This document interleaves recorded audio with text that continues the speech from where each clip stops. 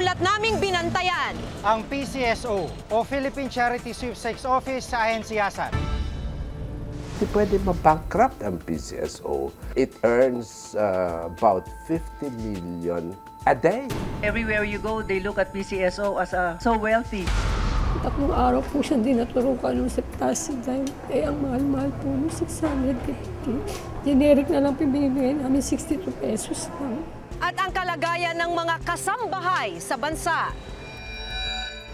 Pag wala yung asawa niya, laging pupunta sa kwarto namin. Tapos may dalang kutsilyo, tinatakot niya ako. Pag nagsalita ko o sumigaw ka man, sasaksakin kita nito. Hindi ako makapagsigaw. Sa isang linggo, gano'ng kadalas ka i-rape? Parang araw-araw siya pupunta sa kwarto namin eh. Ito ang mas malawakang pagbabantay Sa mga isyu ng pamahalaan at lipunan. Reporter's Notebook. Ang Philippine Charity Sweepstakes Office o PCSO, takbuhan ng mga kababayan nating kapos sa buhay na nangangailangan ng atensyong medikal. Ngayon nababalot ng kontrobersya at baon daw sa utang. Anong katotohanan sa likod ng ahensyang Pag-asa ng Mamamayan?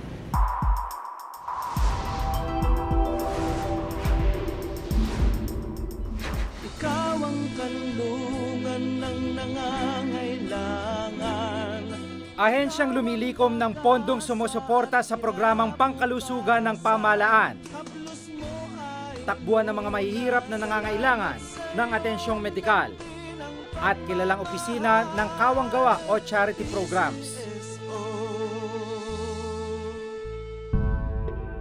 Makilapit na po tayo, makipila na po. Araw-araw, nasa 500 kataong pumipila dito sa tanggapan ng PCSO. Dahil sa dami, hanggang 5 araw maaaring maghintay ang isang humingi ng tulong. Sa halip na cash ay isang guarantee letter na gaya po nito ang ibinibigay ng PCSO sa mga pasyente. Kapag ito'y naaprubahan, dito ay sinusulat kung magkano yung assistance na ibibigay ng PCSO sa mga lumalapit sa kanila.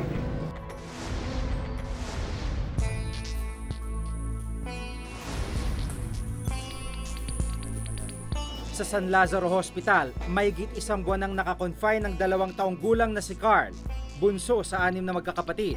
May TB meningitis si Carl, pinakamalalang uri ng tuberculosis. Umaabot sa 1 taong gamutan ng sakit na ito. Apektado ang utak ng pasyente kaya di kalaunan, maaring mawi raw sa cerebral palsy ang kondisyon ni Carl. Kapansin-pansing naninigas ang kanyang katawan, lalo na ang paa at kamay nito.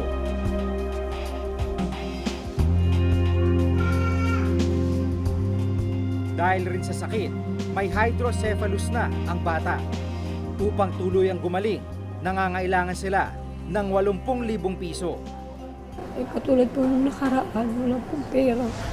3 araw po siya dinaturukan ng septasi dahil ang mahal-mahal po ng 650. Generic na lang pinibigay namin 62 pesos lang.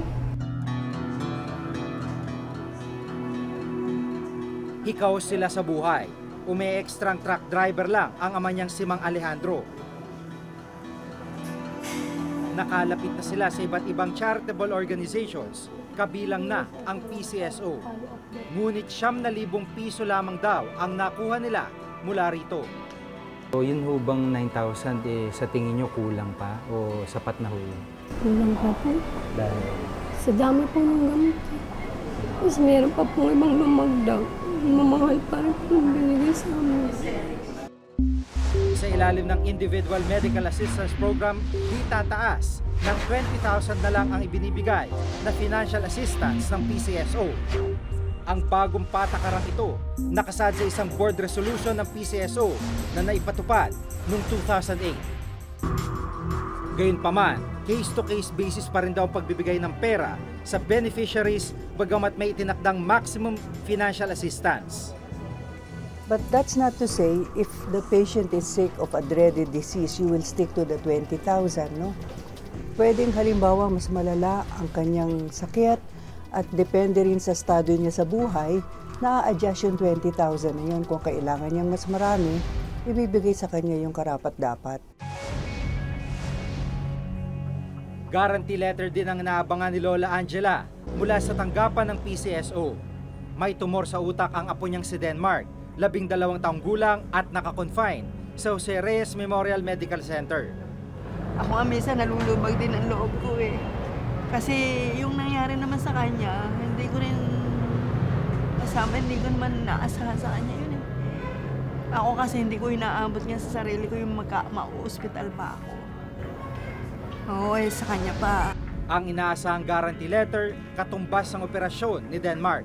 Umuubos ang halos 1,000 piso kada araw sa Denmark para sa kanyang medikasyon, bukod pang araw-araw na gastos.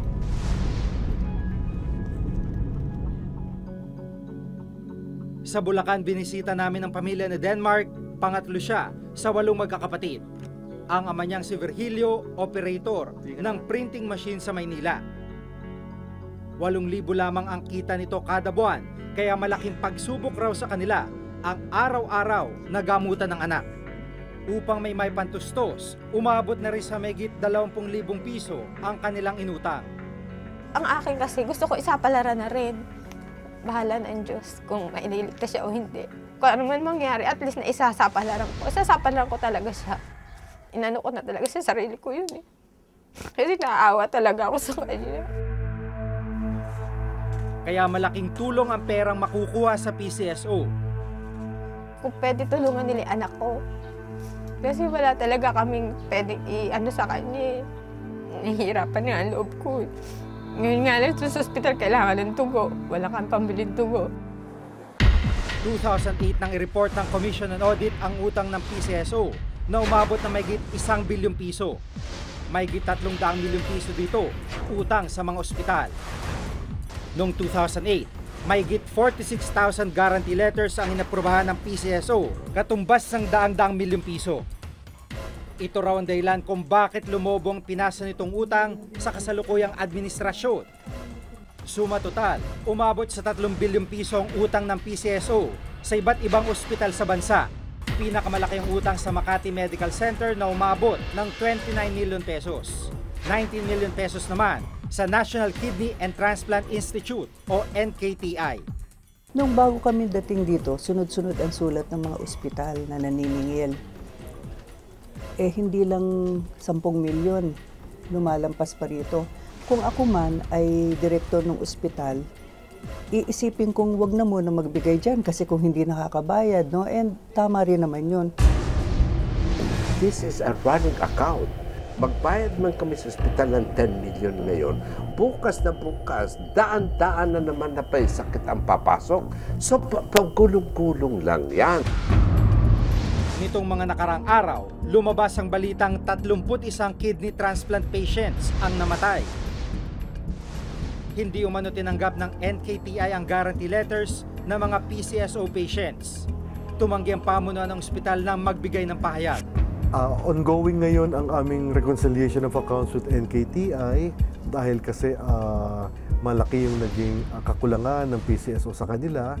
At the same time naman, magkakaroon kami ng parang tie-up program sa kanila for kidney transplantation.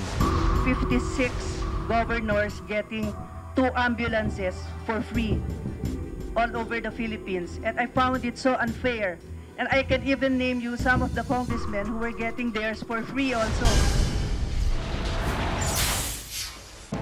Ang mga istoryang pinarangalan at nagsiwalat sa tunay na kalagayan ng bayan. Ngayon, nasa Reporter's Notebook DVD Volume 2 na. Di ka nahuhuli sa mga isyu at kontrobersyang kinakaharap ng bayan. Sa bantay ng pamahalaan, bantay ng lipunan. The best of Reporter's Notebook DVD Volume 2. Grab a copy at a PowerBooks branch near you.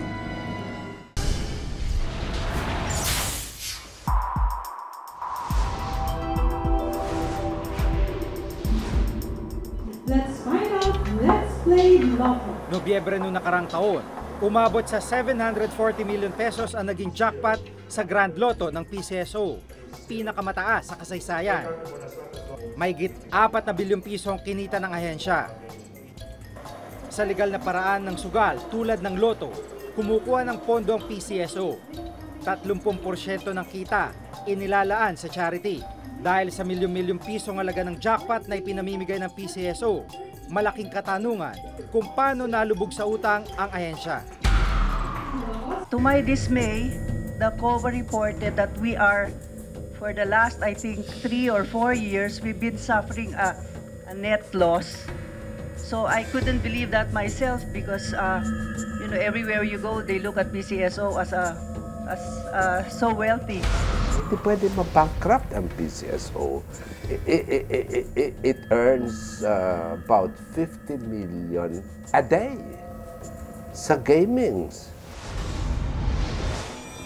Sa gitna ng sinasabing pagkabaw sa utang ng ahensya, puna ng ilan, paanong nakapagbigay ng 56 na ambulansya ang PCSO sa ilang lokal na opisyal? 56 governors getting 2 ambulances for free all over the Philippines. And I found it so unfair. And I can even name you some of the congressmen who were getting theirs for free also. Dapat ay sagot ng lokal na pamahalaan ang 40% o 370,000 pesos sa bawat ambulansya. Ever since naman ang PCSO, parating ang accusation sa kanila, may patronage politics na nangyayari. Para maging neutral at maalis doon sa patronage politics effect, magkaroon ng criteria. Sino ba dapat ang bigyan ko ngayong taon na ito? Next year, sino ba dapat ang bigyan ko? Hindi lamang nakakalulang utang sa mga ospital at libreng ambulansya ang isyong pinupukol sa ahensya. Halos 700 million pesos din ang utang nito sa mga patalastas o advertisement. Alam mo, Jiggy, kami minamabuti namin na kung ano lang yung budget mo, you have to live within the budget. Ang na-discover namin, pagdating namin dito, ang budget nila halimbawa 900 million yata sa PR, pero ang ginastos nila 1.7 billion. So, nung pagdating namin, tinanong namin magkano na lang ba natitira kasi baka wala na kaming inabutan na pondo. Doon namin nalaman na halos naubos na nung first half yung budget. It's on record. For 7 years that I was there, from 2004 to 2010, hindi ko ginamit ni piso yung 25,000 million a year na PR funds. 2001 pa nang punahin ng Commission on Audit ang pondong inilalaan ng ahensya sa public relations gaya ng patalastas. Katunayan, pangalawang PCSO sa mga ahensyang may pinakamalaking gastos sa mga advertisement. Ayon sa report ng COA, mula 2001 hanggang 2005, sobra ng halos 600 million pesos ang perang ginastos ng PCSO para sa patalastas.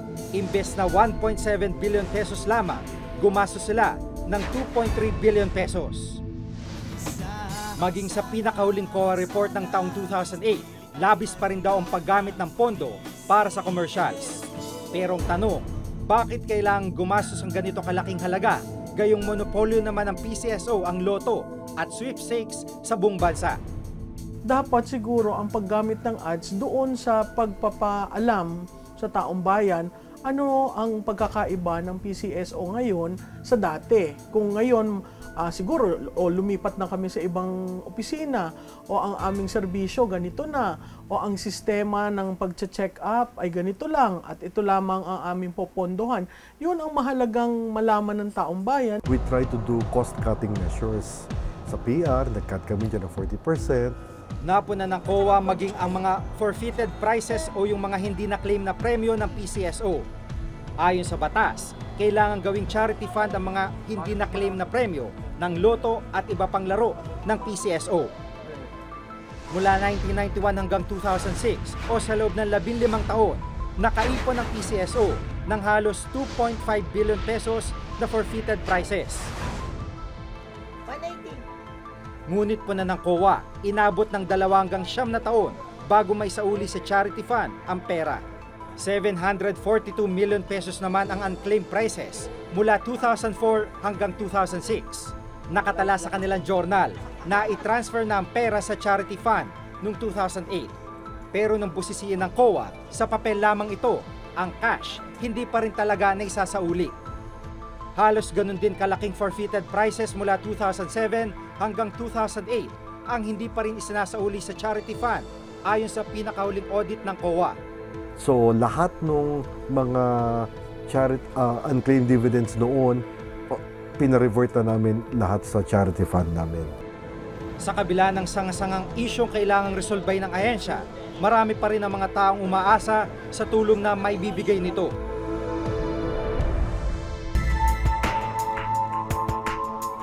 Totoong responsibilidad ng pamahalaan na alalayan at kalingayin ng kanilang mahihirap na mamamayan. Subalit ang pamamahagi ng tulong pinansyal ng PCSO ay nananatiling pribileyo at hindi isang karapatan. Sana'y magampanan ng kasalukuyang administrasyon ang maayos at malinis na pamamalakad upang mas marami pang nangangailangan ang maalalayan at matulungan. Ako si Jig Manicad at ito ang nakatala sa aking Reporter's Notebook. Pag wala yung asawa niya, laging pupunta sa kwarto namin. Tapos may dalang kutsilyo, tinatakot niya ako. Pag nagsalita ko o sumigaw ka man, sasaksakin kita nito. Hindi ako makapagsigaw. Sa isang linggo, gaano kadalas ka iri? Parang araw-araw siya pupunta sa kwarto namin. Ang mga istoryang pinarangalan at nagsiwalat sa tunay na kalagayan ng bayan. Ngayon, nasa Reporter's Notebook DVD Volume 2 na. Di ka nahuhuli sa mga isyu at kontrobersyang kinakaharap ng bayan. Sa bantay ng pamahalaan, bantay ng lipunan. The best of Reporter's Notebook DVD Volume 2. Grab a copy at a Power Books branch near you. Sila ang walang pagod na nagsisilbi at tapat na kasama sa bahay. Pero sa kabila ng kanilang mga sakripisyo, may mga nakakaranas ng pagmamalupit at pang-aabuso. Ano nga ba ang programa ng pamahalaan na proprotekta sa mga kasambahay?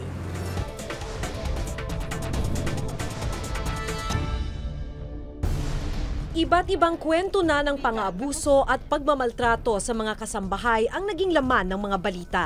Karaniwan ng reklamo ang hindi pagpapasweldo ng maayos. Minsan ang humantong sa pisikal na pananakit at sexual na pang-aabuso. Sa kabila nito, tila kulang daw ang ngipin ng batas na dapat sana ay pumuprotekta sa kanila. Maswerte ang 17 taong gulang na si Christine na nakatakas sa kamay ng malupit na amo. Sa kanyang murang edad, napasabak na siya sa pagtatrabaho bilang kasambahay. Ilang taon kang nagsimula sa Laguna magtrabaho? 15. Ilang taon ka na ngayon? 17. Naisip mo ba nung mga panahon na yun na ang bata-bata mo pa nung mga panahon na yun? Hindi po. Hindi ko na inisip kung bata man ako. Basta gusto ko makahanap ako ng pera para matustusan ko yung gamot ng mama ko. Malaki daw ang perang kailangan ng kanyang mga magulang kaya siya napilitang mamasukan. Kaya ako nagtrabaho yung mama ko tapos papa ko nagkasakit. Yung papa ko nasa ospital, yung mama ko nasa bahay lang. Hindi dinala ng ospital kasi wala nga akong pera. Yung bahay namin binenta na. Tapos yung lupa namin, nakitira na lang kami sa kapatid ng papa ko.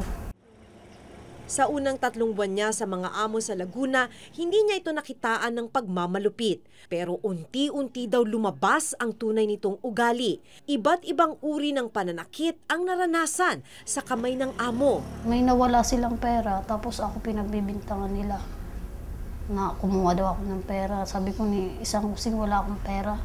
Kahit taluglugin niyo pa yung mga damit ko, wala akong pera dyan. Yun, hindi talaga sila naniwala. Yun, tinali nila ako sa langgam. Hindi pa nila ako pinakain. Marami pang pagmamalupit ang ginawa sa kanya sa mga oras na nagkakamali siya. Ano yung pinangpaso sa'yo? Yung kutsarang mainit. Kutsarang galing saan? Sa siling nila, pinainit. Pinainit? As in, sinadyang pinainit yung kutsara. Tapos, nung mainit na... Pinaganon na, hindi niya tinanggal. Ang matagal niya tinanggal bago. Tinanggal niya, so parang yung balat ko nadala na eh. Pero isang revelasyon ni Christine ang gumulat sa amin. Paulit-ulit daw siyang ginahasa ng amo. Pag wala yung asawa niya, laging pumunta sa kwarto namin. Tapos may dalang kutsilyo, tinatakot niya ako. Pag nagsalita ko o sumigaw ka man, sasaksakin kita nito. Hindi ako makapagsigaw. Sa isang linggo, gaano kadalas ka iri? Parang araw-araw siya pupunta sa kwarto namin. Hanggang mabuntis ka? Oo. Kahit nga buntis na ako, ginagawa pa rin niya. Bukod sa pisikal at sexual na pang-aabuso, hindi rin daw napasweldo ng maayos si Christine. Ni minsan, hindi ka nasweldohan? Noong una po, nagsweldo sila yung 3 buwan pa lang ako, hanggang 3 buwan nagsahod sila sa akin. Noong pang-alapat na hindi na, hanggang sa 6 na, nung anak na ako, wala nang pera binibigay sa akin. Kahit nga nung lumayas ako, wala akong pera eh. Naglakad lang ako punta sa pinsan ko. Kung tutuusin, may ilang batas na maaaring magamit sa kaso ni Christine. Una na riyan ang Republic Act 9208 o Anti-Human Trafficking Act. Dahil menor de edad, pinoproteksyonan din si Christine ng RA 9262 o Anti-Violence Against Women and Their Children Act na naglalayong magparusa sa sinumang nang abuso sa mga menor de edad. Ang problema, tila hindi naman daw lubusang na ipatutupad ang mga ito. Wala pang batas na nagpoprotekta sa kanila, hindi sila kinikilala bilang mga worker, hindi binibigyan ng dignidad at pagkilala yung kanilang sektor, patuloy yung paglaganap ng mga pag-aabuso. Patuloy na tinitiis naman ng 19 na taong gulang na si Enrico ang pagmamalupit ng kanyang amo.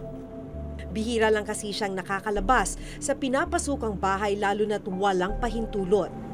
Grade 4 lang siya nang dalhin ng kanyang ama sa pinagsisilbihan niyang amo ngayon. Mula noon, tila naglaho na ang kanyang pamilya. Nanilbihan siya sa among kinikilala niyang Panginoon.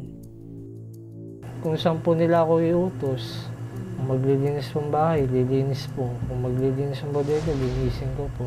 Kung maghihiwa na regado, may hiwa po. Pero ang masaklap sa maliit raw niyang pagkakamali, ang kapalit ay mabigat na kaparusahan.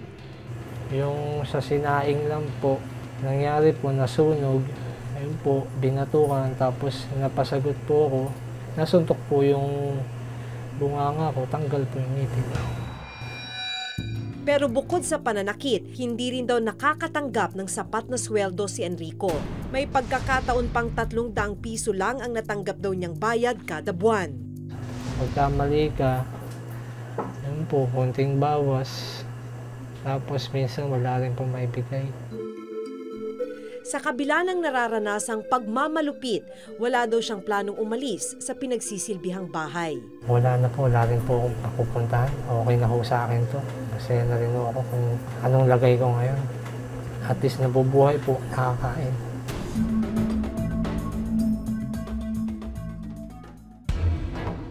Ang masaklap, sa kalagayan ng mga kasambahay, tila hindi sila ganap na naproprotektahan ng kasalukuyang batas.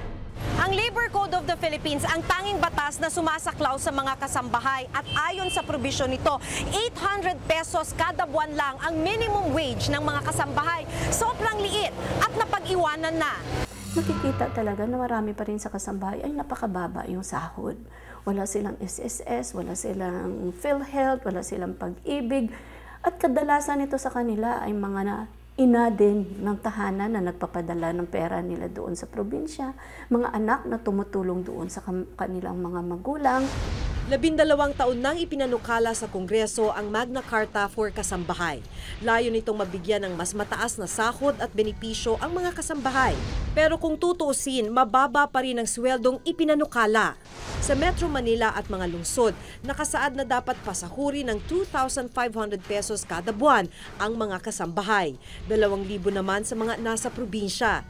Disyembre ng nakaraang taon ang huling dinggin ito sa Kongreso. Halos lahat ng benepisyo na maiisip mo ay binigay natin dito sa batas nito para sa ating mga kasabay. Unang-una yung 13-month pay. Yung sa Labor Code, walang nakasaad na 13-month pay. Yung PhilHealth, SSS, Pag-ibig, tsaka yung ECC, Employees Compensation Commission, na lahat ng mga premiums nito ay babayaran ng mga employers. Pero sa kasamaang palad hanggang ngayon, nakabinbin pa rin ito sa Kongreso. Hanggang hindi ma-provide ng ating pamahalaan yung inaasam-asam na respeto at pagkilala ng ating mga domestic workers sa pamamagitan ng pagkaroon ng isang komprehensibong batas ay mananatili ang pagyurak sa karapatan ng ating mga kasambahay. Samantala, upang malaman ang kasalukuyang kalagayan ni Christine, sinamahan namin siyang magpakonsulta sa isang espesyalista. Para mas maintindihan ko, kailangan ma-relay mo sa akin kung ano yung naging problema. Yun nga po, sinasaktan nila ako. Nung una, mabait sila sa akin, tapos yun. Akala ko mabait sila pagdating pala ng ano din sila, masama din sila. So, at this moment, no, then yung trauma, it's still hunting her, no, through flashbacks, no, and through memories na bumabalik sa kanya. And then, may acting out tendencies na. Lagi siyang may takot, natatakot siya na parang minsan wala rin namang no, kahit hindi naman threatening yung situation, pwedeng nakakaramdam pa rin siya ng ganon. And then, lagi siya nagwo-worry. Sa kabila ng mapait na karanasan sa naunang amo, pinilit uli ni Christine na mamasukan. Sila ang itinuturing na tapat na kasama sa bahay, tagasilbi sa kahit anumang ating kailangan. At minsan, tumatayo pang ating pangalawang magulang. Kaya marapat lamang na mabigyan sila ng sapat na pagpapahalaga kapalit ng sakripisyong kanilang iniaalay. Ako si Maki Pulido at ito ang nakatala sa aking Reporter's Notebook.